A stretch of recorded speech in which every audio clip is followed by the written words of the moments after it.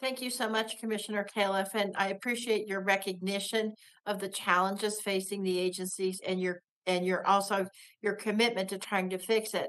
But I want to make sure that we're all on the same page, and I just want to go through the timeline that was presented in your written testimony, and you referred to it too.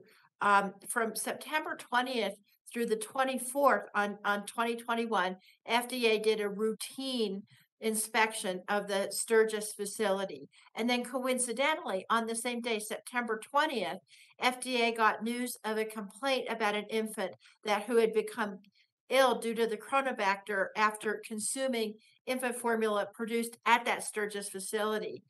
But then about a month later, FDA got a complaint from a whistleblower about the lax cleaning and testing facilities at Sturgis, as well as alleged falsification of records and deception of FDA inspectors.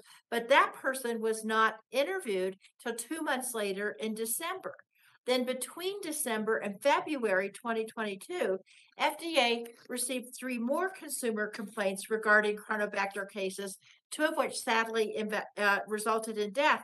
But then, despite all of this, FDA didn't return to inspect the Sturgis facility until January 31st. Then, according to your testimony, there was a 6-week inspection and there were fundamental sanitation, building, and equipment issues. But then, February, Abbott closed down the plant at Sturgis and ceased production. Then 2 days later, finally, Abbott voluntarily recalled the products.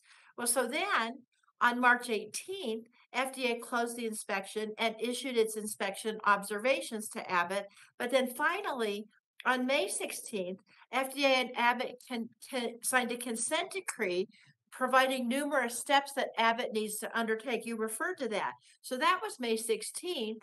But now Abbott is telling me it's going to take 2 weeks to clean the plant. Then it's going to take up to 6 to 8 weeks more to get back to full production.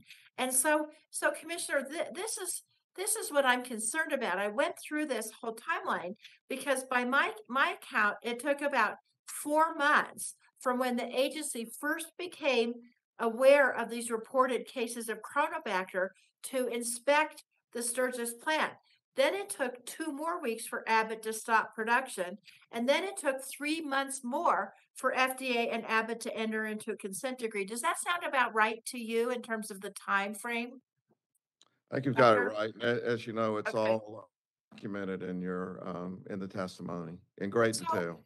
yeah, so what all of us are really concerned about, obviously, and the parents of America are concerned about, it could be up to a year between the first inspection in September last year and full production at this plant.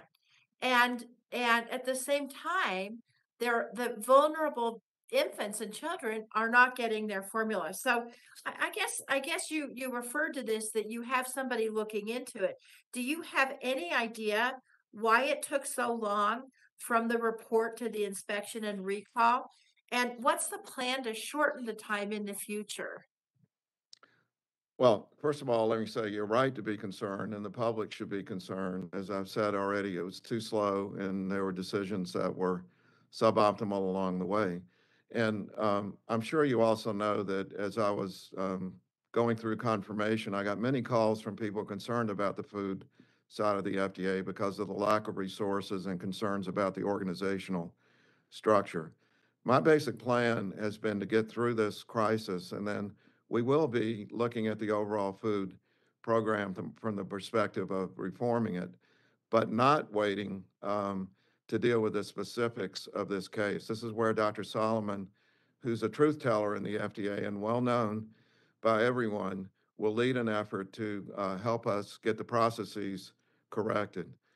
Yeah. You mentioned many items. I could go through each one if you Well, wish, but I know I you're we limited don't with have time. time, unfortunately, but what I do want to say is that I've been on this subcommittee for several decades now, and the food program at the FDA it crops up time to time. We had the peanut butter crisis. We've had many crises over the years, and we always rush to make that plant safe, clean it up. But ultimately, what we have to do is we have to work together. I think you agree with this to put food back into Food and Drug Administration. We have to not just throw money at it. We have to figure out what we need to do to make these inspections robust and then to shorten the time. Would you agree with that?